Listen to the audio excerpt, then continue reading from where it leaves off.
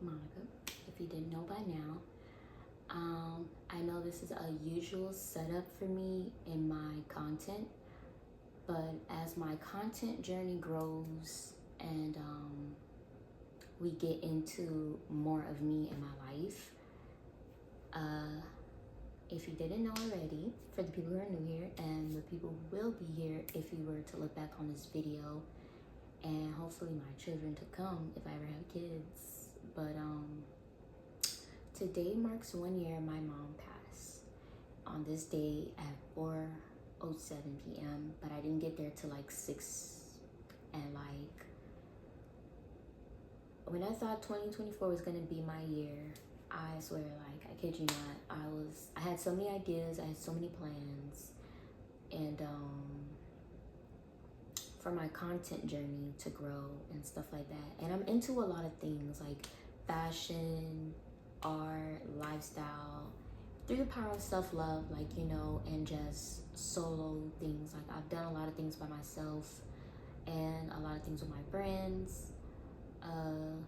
Thank you to the tribe that I have, thus far. And we change every day. Like, I'm not the same person that I was after she passed on this day. When I say my spirit broke, my spirit has broken. Along the way in the whole entire year, like, it was hard every single day, going to work, trying to produce content, and I was like not in the mood to produce any content because it was really such a hard time in my life. And it's still there, like, there's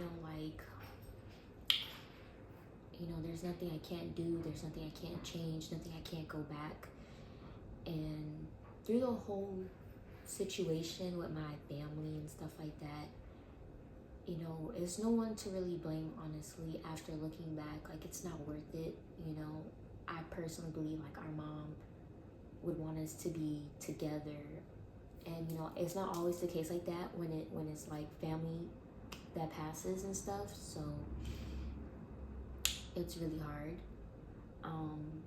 When I talk about my mom, I try to talk to her, to people, in the way that I remember her, in the way she has uplifted me and has been there for me, of course. Not too long ago, like, my birthday was last month, and I cried the night of my birthday at 12 o'clock watching like my old YouTube video with her in it. And with that being said, that being a touching moment, like, that's how I'm gonna always start my birthdays, because like she would call me at 9 p.m. because that's when I was born. At that time, like, both of my parents would call me around like 9 o'clock, 9, 10, 15, whatever, 20. I would always think they would forget my birthday, but really they called me at the time I was born. I don't know, that's a Haitian thing. I don't know if your Haitian parent do it, but that's what they used to do. So today's Tuesday. I'm also gonna go see her at the cemetery. We're gonna bring her some flowers and balloons, because it was really sad that my dad was the only person there alone, had to deal with that when she passed, took her last breath without us being there. And I remember on this day, actually, because I was gonna be on my way to work. I think I want to say the day before that, on the 4th, that was like my last time seeing her in the hospital. She was fine. My sister, my niece saw her the night before she passed, and my dad took over the shift, because literally every day once we found out, January 14th, that she was sick, we made the executive decision to take care of her and, be there for her and keep her company and not to be alone. She never left us alone. So I feel like for a lot of people that didn't understand why we were rotating shifts around that time to take care of her, like, she can't really do much. Yes, there are people there, nurses there, doctors there to help her for that, situation. But it's better to have family there for comfortability. And especially, yes, she's a full-grown adult, an elderly woman who doesn't speak 100% English. Like, she understands, she could say a couple of things, but at the same time, she still needs like a co-signer, like my dad, like, somebody there to help her understand what is going on. You know what I'm saying?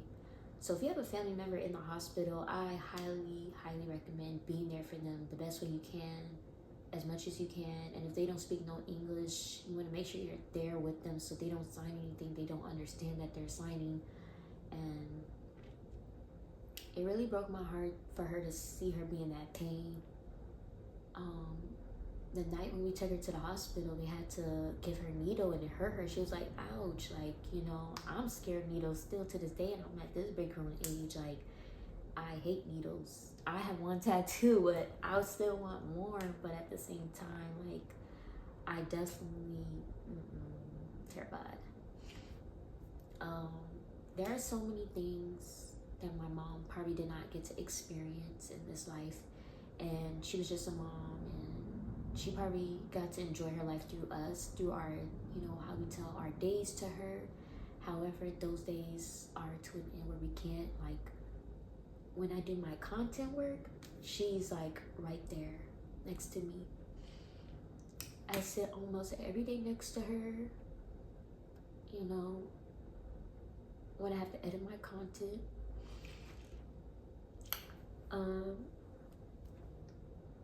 A lot of times people don't really know, like, people really do go through things, like, all the time. Just because you see their life one way or whatever, don't think stuff is not going on with these people. You know, we're regular, everyday people. So I honestly feel like therapy does help to an extent. You can grieve however you want to grieve, and sometimes it may take longer for others to move through their emotions, process them a little bit different. For me, I feel like talking to somebody outside of my group or like my everyday people helps sometimes, because they'll look at things and give you insight on things that you were not looking at in a certain way, if that makes sense. So I know a lot of people who lost their parents, good friends of mine, and it's like, until you know when it's your turn, you don't know how it's really gonna feel and how to move through life with your emotions, if that makes sense, because a lot of people don't know what to say to you and how to process this time period in your life. And that is like a big transition in your life. For me personally, like, there are just so many spiritual warfare going on, and like the week of my birthday of last year, 2 days before my birthday, my mom was in the hospital, my sister got into a car accident. You know, things were just not getting better, you know what I'm saying? And it was like, when it rains it pours, and at that time it really was a really hard time. Like, it was a really hard time for me to like get up, go to work every day. And you know, I work with kids, it does take my mind off a lot of things, but when you come back home, it's not gonna always be the same, because it's like you're in your thoughts. And I remember also meeting somebody, they were like, oh, are you always this nice? And I was like, yeah, for the most part I am, because I'm like super optimistic and just a genuine, joyful, bubbly person, if you ever met me. And if you haven't, it also shows online. When I'm going through something, I do not be online. I just try to get myself together and, you know, bask in the moments of what I'm going through and my feelings and my emotions. Obviously, it's okay to cry. I cry all the time. Like, I'm a big baby of a water bath. Like, I'm such an emotional person. But after my mom passed and I had to go back to work, I got back to work literally 2 days after she passed, because it's like, I did have a bereavement, but I had like another job I went to, because even though they didn't know what I was going through, I was in a different environment where my mind could have been taken off that. But I appreciate everybody still to this day that donated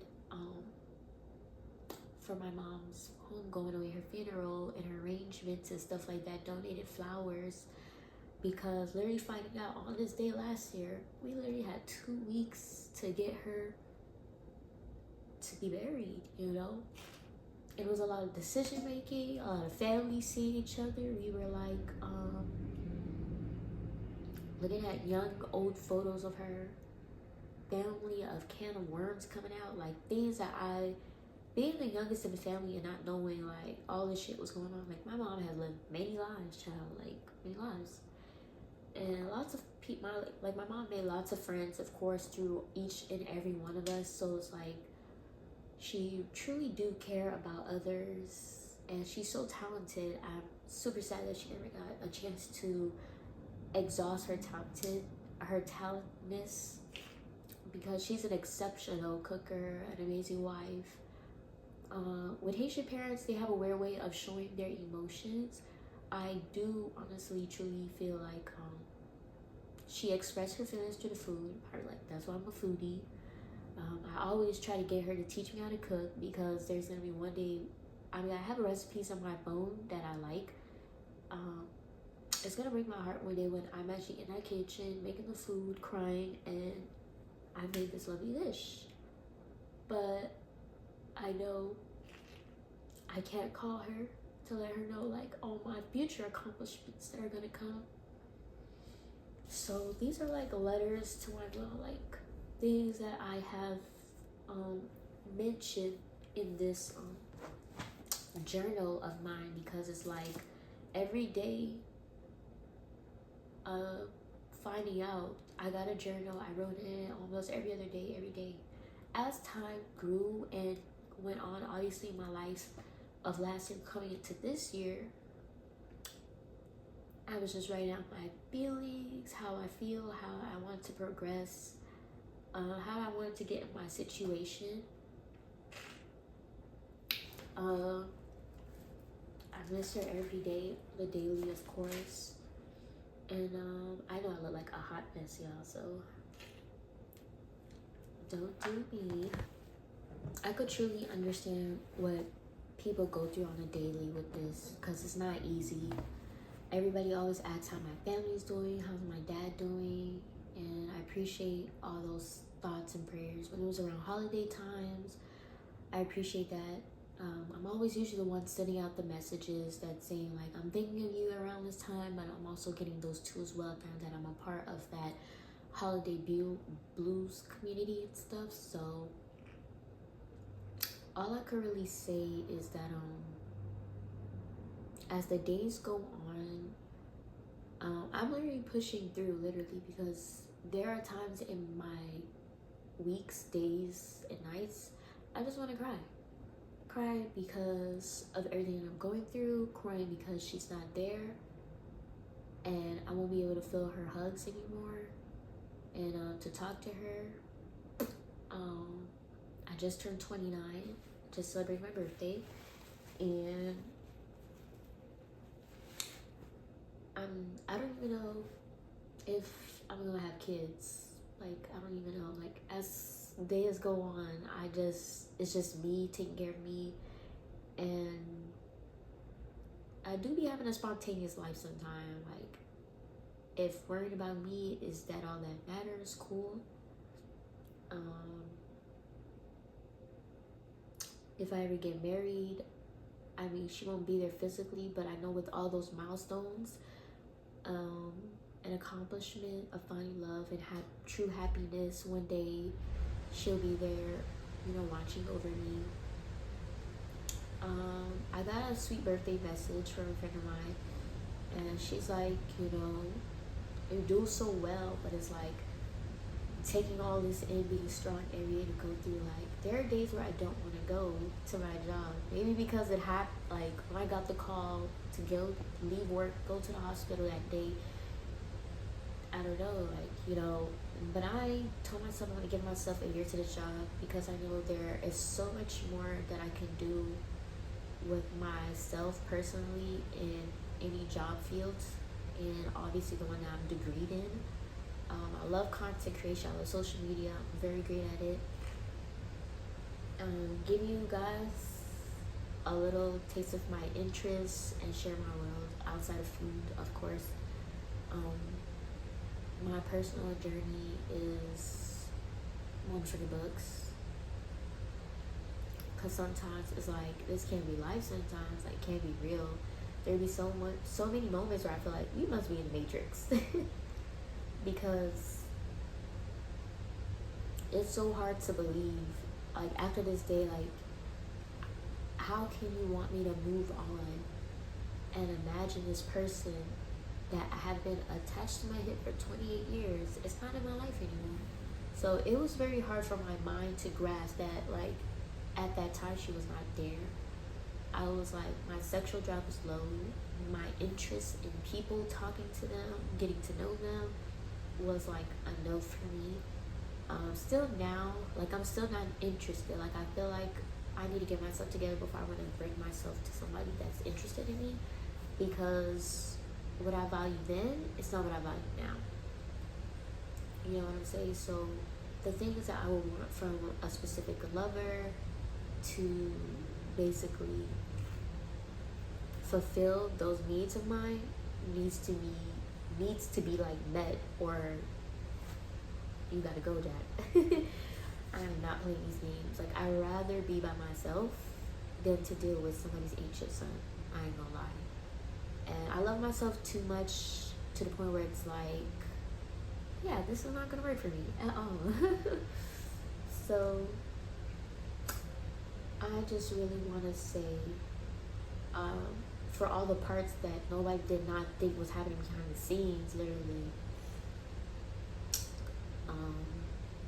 thank you for having me, your thoughts and your prayers, my family, my friends that are there for me. Because, yeah, life be life in it. As always, there was always one thing after another. If it's not one thing, it's this or it's that.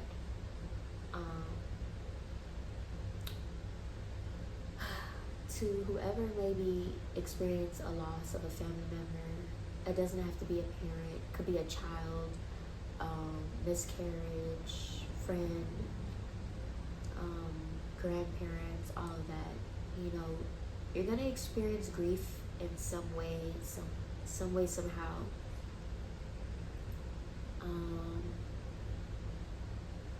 I get little triggers, and I used to like go into work with glasses, so nobody didn't see that I came crying before I came here, left crying, or like in the middle of my shift I went to the bathroom, I probably had to cry out for a second and pull myself together every single time to go back out there, make this money, and then go home. I would usually cry when everybody goes to sleep, or if I can't fall asleep, I would cry. I would get restless sleep. Sometimes it happens, sometimes it doesn't. But just due to the fact that everybody is rooting for me, because it's not really easy trying to like make something for yourself while also going through tough pains. Like, you know, the world don't stop, the show don't stop. I feel like personally, me talking about my mom lets me know like this really happened. Like, she's not here anymore, she's gone. I still think of her ever so often. Like, my mom was like my world, my first love, my best friend, like everything. So for people to not understand, like she was the present parent in my life. She supported everything that I wanted to do. She never forced me to be anything I didn't want to do. Like, she knew a little bit of my content life. Even though I didn't have like full-blown conversations as you should with your parents about, you know, things that are happening in your life that you would want to express to them, because you know they genuinely will care about them. The same way that you did as a child, you would express to them, oh, look what I did today, and I'm going to show you this, because you know it will make you happy, like your inner child so happy. So I feel like every other day I'm also healing my childhood, my inner childhood, and I like crafting. I'm still a businesswoman, that girl, you know, because who would have thought many years later this would happen to me? I always thought about moving and always coming back. She would be here. So to know that if I still wanted to move and to come back and she's not here, because home, Miami is my home, and it will always be here, right? So that's one thing. And another thing is living for her, because I won a free cruise with my bait. I did a sweepstakes and I won. So with that being said, I was like, asked my dad, like, hey, have you ever been on a cruise? He's like, no. Do you see how many kids I have? I have to keep my priorities in order. We are truly blessed at these times to work, travel, treat yourself, live life, like literally live life for yourself, and do all the things you never thought you would imagine. You've probably seen God's creation, like everything that He has created in this world for us to see, and like don't be afraid to not live your life, because there's much things that are going on in this world that a lot of people are going through. And yes, I've experienced death in my family, grief so close to home that I'm not gonna stop living, because I truly believe like my mom could have had a truly better life, experienced more for herself if she was granted another opportunity in this life. So as her offspring, obviously, I definitely want to do everything to the max. I did everything that she couldn't do, and as she's watching over me and make my dreams come true. I also thought about going back to school, even though I know she won't be there. My graduation, she will be there, right by my side, in my heart and spiritually. But all in all, to say, this journey in life never gets easy. You just have to take it one day at a time, because literally that's what I do every day. I journal when things are going tough for me, or I need to let things out of my head. As a creative, I get overwhelmed, burnt out, so a lot be going on. So to my mom, I love her so much. I love her dearly. Happy early Mother's Day. And yeah, I've always wanted to do this video, but I never got the emotional attempt to do this. But I feel like it's only right, because it's 1 year since she has gone, and it still feels so surreal, because just talking about it sometimes makes me want to cry. Just telling my new coworkers at my new location, it just makes me want to cry, because it's just so much to it's just so much to explain, because they did my dad dirty at the hospital.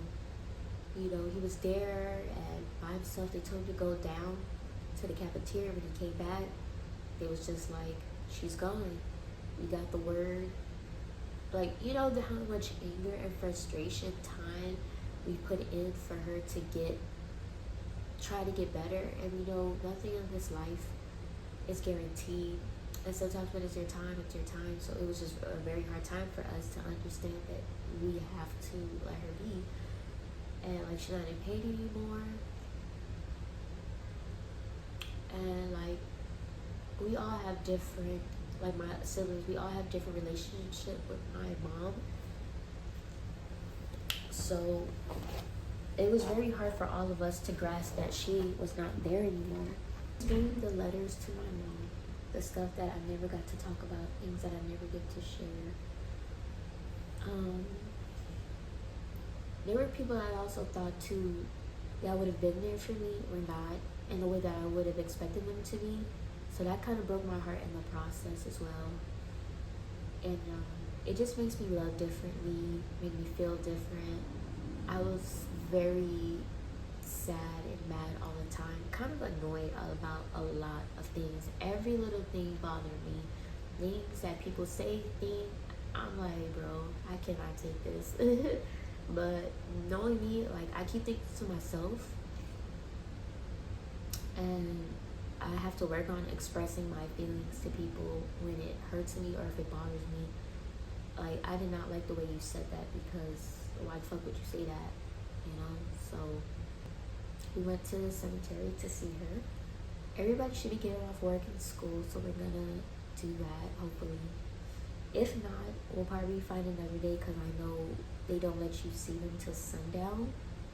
Due to the time change, I think because it gets darker later and the light still stays out, so we should still be able to, hopefully. I try not to stress myself out, so I appreciate everybody that supports me in my journey, that still thinks of me and my family. Like, you know, to each his own. It may get easier for some, but I feel like it won't for us, because just how close she was. And hopefully one day someone will take care of this lovely heart of mine, if not myself, which is cool. And unlearning so many ways of basically figuring out my life in my 20s now without her. And yeah, I miss her so much. I still think of her on a daily. I talk to her, like, talk about her to Manny in my life almost every other day if I can. I don't also want to make people feel sad, but I also shouldn't feel bad for expressing my feelings about something. Like, today is just not the day for me sometimes I need that alone time, and I definitely need that trip to Arizona that will be soon coming, to clear my mind, to get away. Ever since that happened, like, I've just been like work, and I just still have to like keep going, knowing I am tired, I'm sad, I'm still upset, and trying to get back in the word in my relationship with God as well, because, you know, at the moment you feel so much pain and hatred, and you don't understand what's going on, and then it comes down and you see as the days go on why things had to happen the way they had to happen for you to feel the way you needed to feel. So personally, I feel like my mental is so, you know, it's okay. Like, you know, I'm not saying it's like it's whatever, but I've cried many times than a heartbreak last year in my life, probably. I don't know what it feels like to get shot, but it definitely feels close to a bullet in your heart. So her love and her memories will be forever. That's all I could really say. Everything that I've always wanted to say that I never got to say, I finally said it. But I definitely will get back into therapy, just not only for that, because grief is its own kind of situation. So everybody deals with that on their own in the best way they can, and to heal. And there's so many other things that I'm healing from and trying to learn from, because at the end of the day, I know I deserve better, and the life that I'm willing to create for myself will happen when it's supposed to happen, on God's timing and stuff.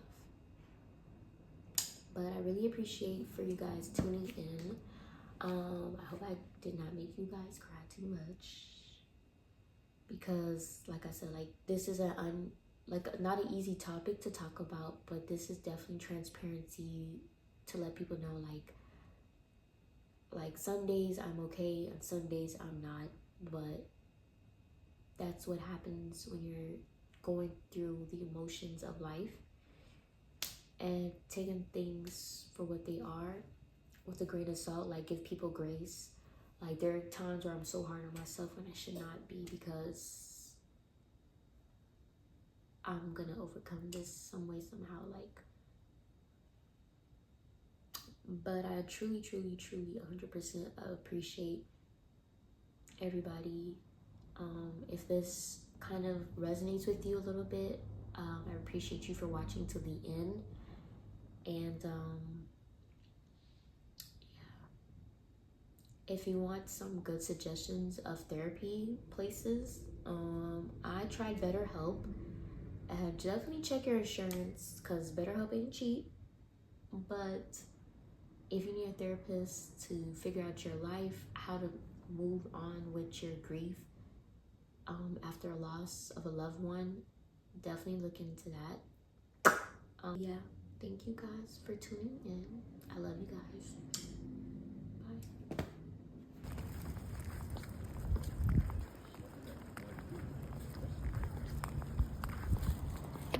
Hug?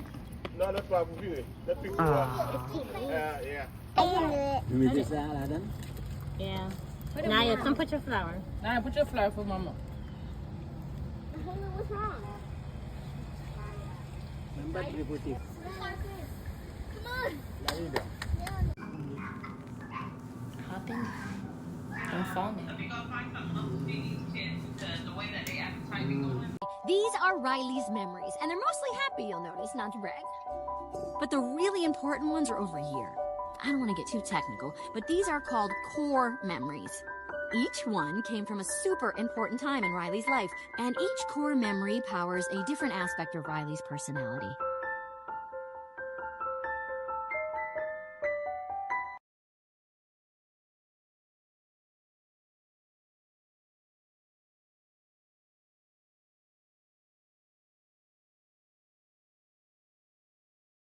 Happy birthday,